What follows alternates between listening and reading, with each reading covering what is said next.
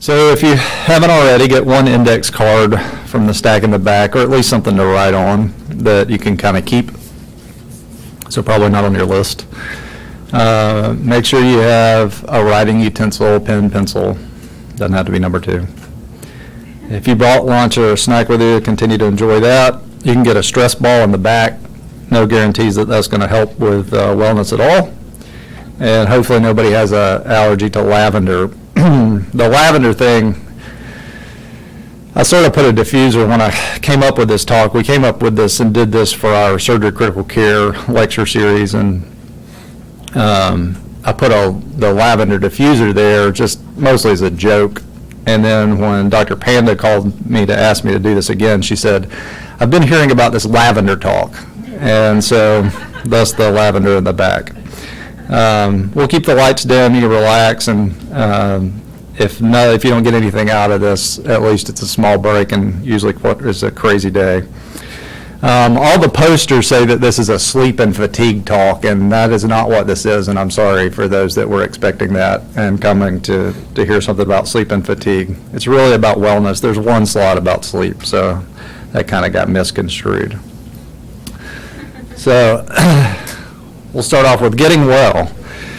I've dubbed this a less than 1 hour tutorial on how to overcome years of psychological disturbances and stress, presented by me, a person who has no idea how to do any of this. And so I think wellness has become one of these key words that has become very popular in our society now, especially in business and in what we do and trying to figure out what that means. And I think one of the reasons that it's become such a catchphrase or key term is that, for the most part, our daily needs are sort of met, so we have all this extra energy and mind power to focus on other things. Most of us have a safe place to stay, and most of us have food to eat, and sort of your day-to-day things and the essentials in life are kind of met, so we have all this extra energy to think about these other things, and it sort of led to this wellness push. So as when coming up with any talk, step 1 is to Google search what wellness means. And so according to Dr. Google, the state of being in good health, especially as an actively pursued goal. So when I think of wellness, this is not Bobby Ramp, one of our residents that was a bodybuilder.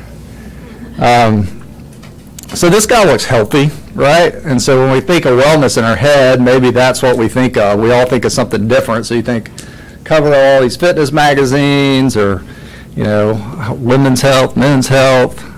So this guy looks healthy, must be well, right? Well, not exactly. So this guy's Craig Titus. He brutally murdered his assistant with help from his wife in 2005. So in my mind, I wouldn't consider this exactly well. So what is wellness? We all talk about it. We use this term, kind of throw it around, have lecture series about it,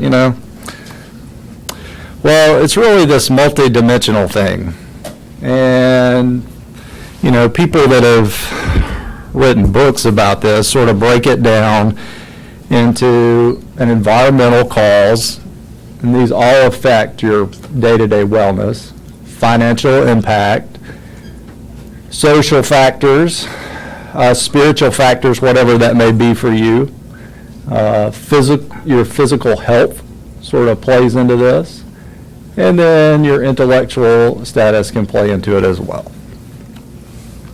So I want you to think back to being a kid. So we all have stressors as an adult. But did you feel more well when you were a kid, whatever age that means for you, if it was 8 or 10 or whatever age you think back to? So just think back to that for a few minutes. So as a kid, we had very little autonomy, or at least I didn't have any autonomy. Were you more physically active at that point that you're thinking about in your mind? We're really not emotionally or intellectually mature at that point. Was your childhood environment a positive or negative? Some people have good ones, some people have bad ones. Probably didn't really have any financial independence, or you had to ask for things that you wanted. You didn't have an occupation, and I think a lot of us gain a lot of rewarding aspects that play into our wellness from our occupation. But school may have been rewarding for you, or sports or hobbies or things that you had going on. Socially, you probably had friends, but these probably weren't complex relationships that were really developed. And did spirituality play into that setting? And was that positive or negative? It could have been positive or negative. So now that we kind of think about that and frame it in our minds, think of your life as an adult. Do you feel well now? Whatever that means to you. So again, we all have stressors. So as an adult, is your job rewarding, or will it be? Will you now, or will you be financially independent and secure to take that pressure off, that stress off? How's your environment? Your home life, your work life, relationships? Do you have time to attend to your health needs, your just day-to-day basic health needs? And is there a spiritual aspect, again, whatever that means for you, that alleviates stress? And then what emotional stressors do you have? So on the card that you have, I want you to make a pro list and a con list. And you can either do it on, flip the card over and do it one on one side, one on the other. And under the pros, write things in your life that are stress relievers. And then in the con list, write things that are stressors for you. And if you can, try to highlight things that fall into these categories. If you can kind of see whatever you wrote down, does it fall into one of these categories that are kind of around this circle of multi-dimensional wellness? I'm going to give you a few minutes to do that.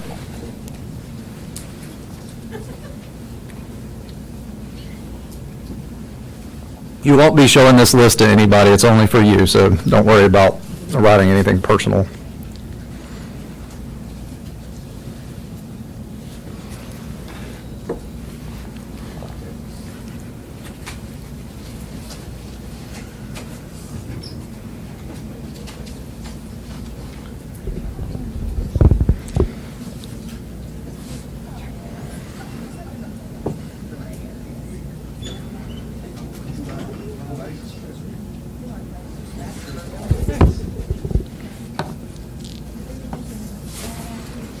So most of you continue to work on your list, and as we do that, and you kind of get a few things down, kind of look at your list. So look at your con list, and if that's a negative for you, which it should be, ask yourself this. Because I think, how many people in this room are in training right now? Okay. And how many people are attendings and out in practice? Okay. So this is mostly geared for people in training. So on your list of the cons, ask yourself, am I on the path for this negative thing that I wrote down that is currently a stressor for me to change over the next 3 to 5 years? And if it is, maybe mark through it. You don't mark it so that you can still read it. And then write out the time frame that that's going to change. If whatever is on your list is not going to change over the next 3 to 5 years, you don't foresee that changing, list 2 things that you can easily do that would be reasonable and appropriate to bring that negative to a positive. And sometimes that may take a little bit of thought.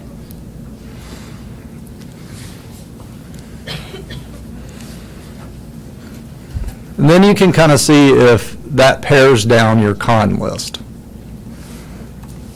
So keep working on the list as I talk, and you're welcome to keep doing that if you find it beneficial. And when you're done, just kind of fold that list, put it in your pocket, and basically just want to work to transition any negative on that list to a positive if it's not already in process. And for most of you, if you're in training, some of the stressors that you have, some of the lack of autonomy things that you have, some of the financial burdens you have, some of those things may change with time as you get further along, and you really don't have to do a whole lot extra that's active. You're already doing it in your day-to-day life to get that to change. So I think what gets confusing is wellness doesn't necessarily mean happy. And so happiness is really a construct of your mind. And this is where it gets into managing your expectations. And so if I flip through my Instagram, I'm going to see people fly fishing a lot. I'll see people skiing off, Black Diamonds in Breckenridge or whatever. I'm going to see, people having coffee at nice coffee shops. This is my Instagram feed. So, and if in my head I start to create a narrative that is what I'm supposed to be doing at this time, and that's what my life is supposed to look like, then obviously I'm not going to be happy because I've created a false narrative in my head and expectations that I can't live up to that are not part of the existence that I have created for myself. And that's okay. So it's really based on your perceived expectation. Are you meeting your expectations? I think for most of us in the room, we've really worked hard to get to where we are. And we get a lot of benefit from that. And it may sometimes not be Instagram worthy, and we may not end up being I think it's an influencer, is that what it is? I'm kind of getting older. But an influencer. But there are things that are rewarding because we change people's lives on a day-to-day basis that are just as miraculous as, the guy going down a Black Diamond on skis and looking like he's having a great time. So is it logical or reasonable to have the expectations that you do? So if I look again at my Instagram feed, it's not logical for me to expect those things of my day-to-day life. Now, I may be able to make time for those occasionally and go do those things, but it is not going to be my day-to-day experiences. So think about the expectations that you have, and think of what expectations that you have that maybe you're not meeting. So, for instance, if I had the expectation that I needed to be driving a Ferrari every day, that's probably not a realistic expectation for me. One, I've never driven a Ferrari. I'd probably crash it, I imagine. And it's expensive. And that's probably, if that's what I had set in my head as an expectation for myself, then, and that's the only thing that was going to make me happy, then I'm not going to meet that expectation. So are what expectations you have for yourself reasonable? If the answer is no, can you change that expectation to something more reasonable or obtainable? So can I change my Ferrari to an Astrovan? So that's my expectation change. I can probably achieve that. And if that's my expectation and I can meet that, then maybe I've gone one step further to getting towards happy. If you're not meeting that expectation and you can't change it, is not meeting that expectation causing you physical or emotional harm? Is something in your life and an expectation that you have actually causing you physical or emotional harm? Me not driving the Ferrari is not causing me any physical harm. Maybe emotionally if that's my expectation, but that's a changeable expectation for myself. If whatever you're not meeting is causing some emotional or physical harm, then you really need to take immediate action to change that and fulfill that expectation to get you out of that situation that's not healthy for you. And so you can write those on the back of your card. What expectations do you have for yourself? So we've all seen these. If you Google happiness, you get all of these little quotes that I read sometimes and then don't really know what to make of them. But I think some of the interesting ones that sort of just really talk about managing expectations is happiness is not out there, it's in you. So again, it's what you create. Stop feeling sorry for yourself and you'll be happy. So don't compare yourself to other people. I think that sort of leads to a negative wellness aspect. And life isn't about finding yourself, life is about creating yourself. So creating what you want, not what somebody else deems is happy. And then the other thing is sometimes we have to let go of what we think it's supposed to look like. You know, not everybody's going to achieve the same things. The outcomes are not going to be the same for everybody. So sometimes just letting go of some of that stuff and not expecting that of yourself is okay. So at this point in the talk, you should really be kind of empowered. You should be able to be the ruler of your own destiny, know how to move forward with inner peace and joy and lavender. And we didn't make you discard your donut. So the other thing is knowing yourself. And so I think that you should all do this. And while we talk, and there's a little video at the end that I'm going to play that's about 15 minutes, I think it's worthwhile, it's kind of interesting to go to this website. It's a free personality test. It's really quick to take. You can go to it and have it done by the end of this talk. I'm an INFJ, for all those that are curious. So I'm an introvert. I hate talking in front of people. I hate going to office. It exhausts me, and that's why I became a surgeon, because I enjoy that aspect of my job. Now, I have to do office, obviously, to get to operate. Otherwise, I would have no patience. But that part of my life is draining, and I know that, and so I do things to manage that. So it's good to know who you are. And I think taking that test will give you a little insight. If you've done a Myers-Briggs type test before, it's very similar. But it's always good to do a little refresher, and that one's a quick one. So personality tests, I think, help you pinpoint where you excel and what situations are going to be energy building for you and what situations are going to leave you exhausted. Going to the OR and doing a case for me that's exciting, that's fulfilling, that has a good outcome, that's energy building for me. Going to office is exhausting for me.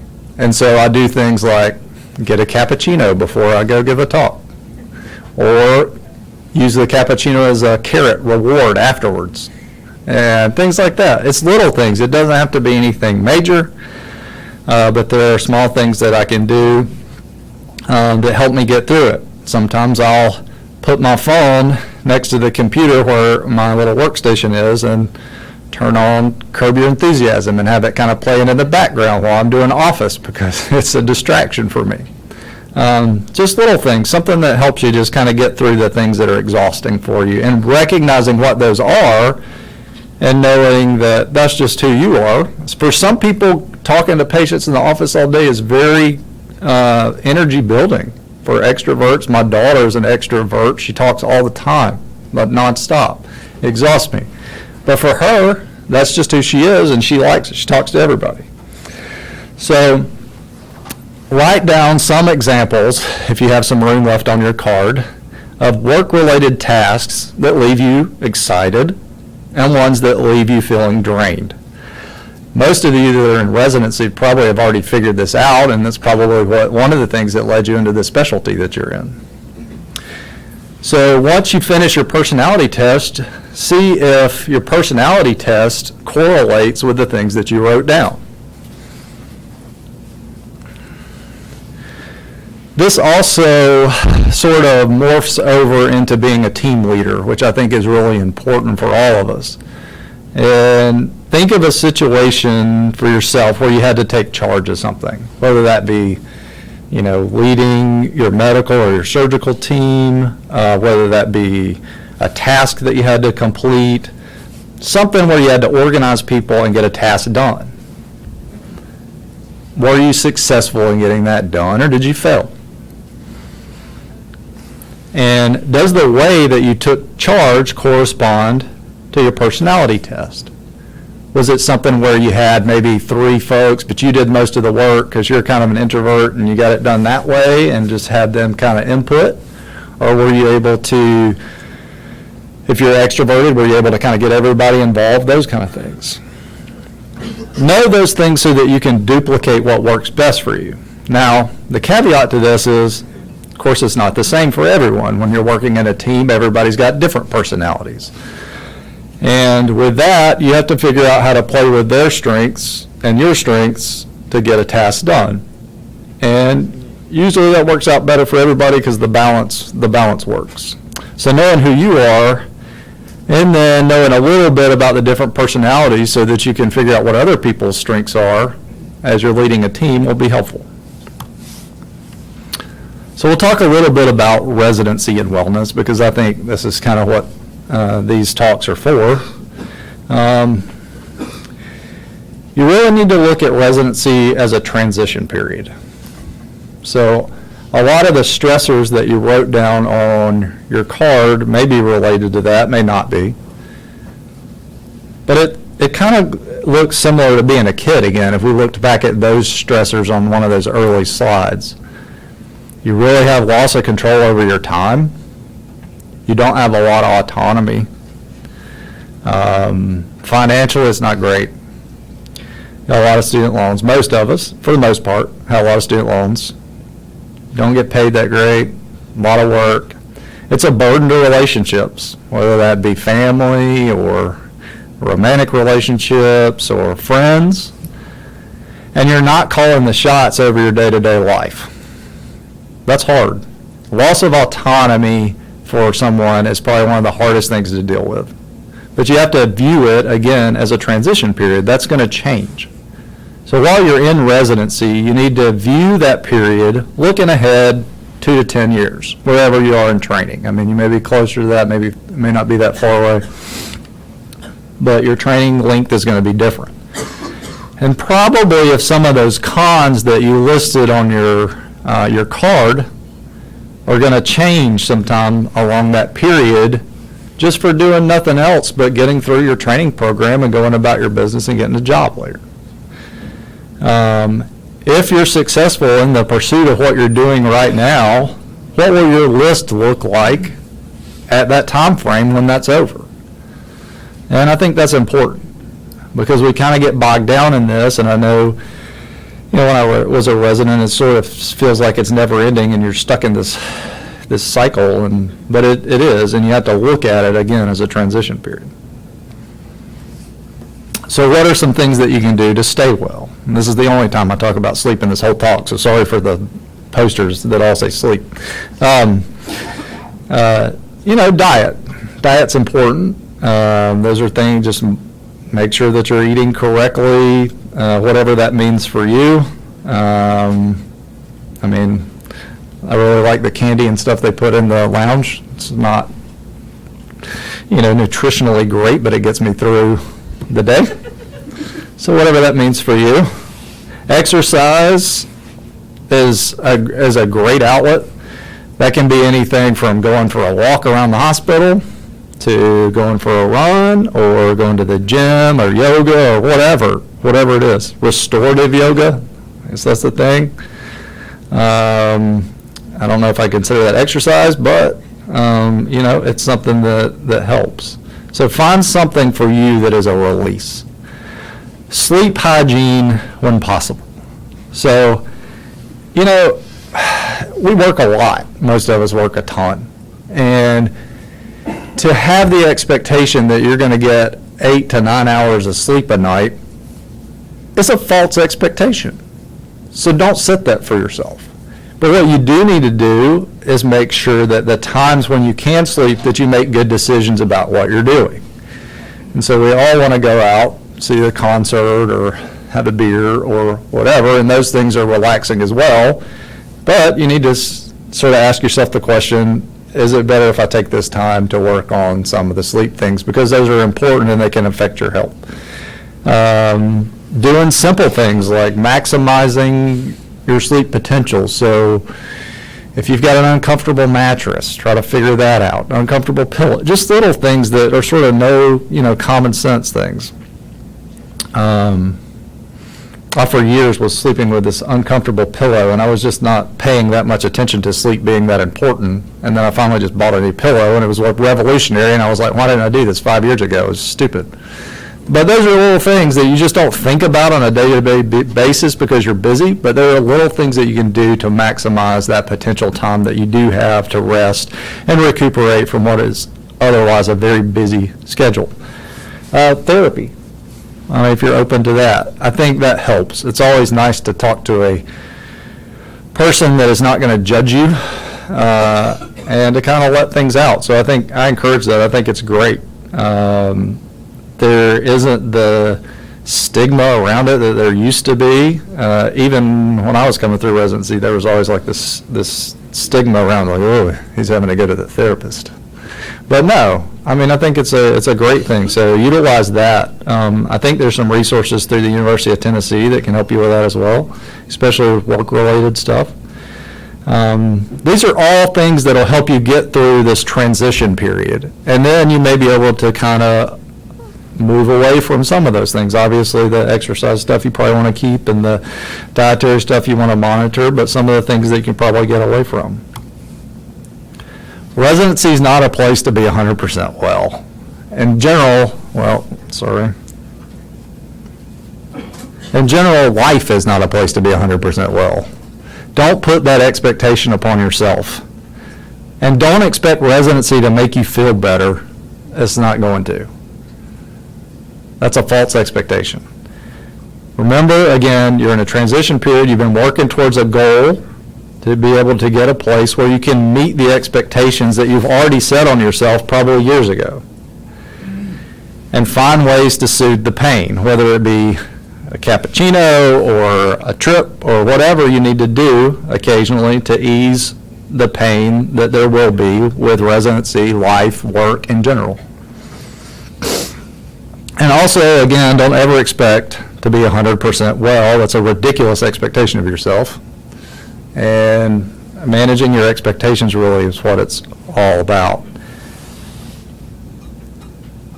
This quote, if you align with your expectations with the reality, you'll never be disappointed. And so I think that's very important. But I was rounded on this guy at East End, metastatic colon cancer, and he's got a diverting ostomy because he's got obstructive rectal lesion, and he's not doing well. He's on his third line chemotherapy. He's not really responding, and obviously he's sort of on that spectrum, is more on the death side.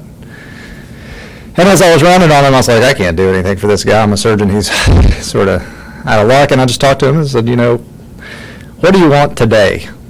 And he's like, all I really want is a piece of pie. And he's got an NG tube in. It's putting all this feculent stuff out. It's like, I want a piece of pie and some apple juice. I was like, okay. And so, he's got his NG tube in. It's to suction. Big deal. He gets some pie and his apple juice. So at least for that immediate portion, he was able to sort of focus maybe over towards the wellness side and change his existence for a few minutes. It's not going to change his long-term outcome, but it'll change something. And so I think we can approach that to patients and not get so bogged down on trying to get everybody to that no illness line. It's not really what it's about. We can't always do that. That's great if we can. We can't always do that. And then I watch a ton of documentaries, for those of you that don't know me. And I was struck by this, that I think the documentary was named, I think it was Happy, I think was the name of the documentary. But there was this guy, I'm pretty sure it was this guy, I think I got the right picture, but maybe wrong. But So he lived in the slums. He had a shack, had 3 kids, a bunch of kind of dogs that looked like they hadn't eaten much, and some chickens. And his house was just like tarps. And he was sitting in his house, and he was like, I like where I live. And he's like, it rains sometimes, and the roof leaks. He's like, but, sometimes it's sunny, and it's nice. And he drives a rickshaw, and he's wearing these like flip-flops that are just like paper thin on these roads that are just horrible. And he's like, my feet hurt sometimes. He's like, but it's all worth it. I come home and I see my kids, and he's like, I just have a happy life. He's like, I love my life. And it's all about perspective, and it's all about your thought process. And managing that can really change the way you feel internally. And I think that's really what wellness is about. So hopefully you gained something out of this talk. If not, at least you got to sit down and relax for a little bit during the middle of the day. So go about and be merry.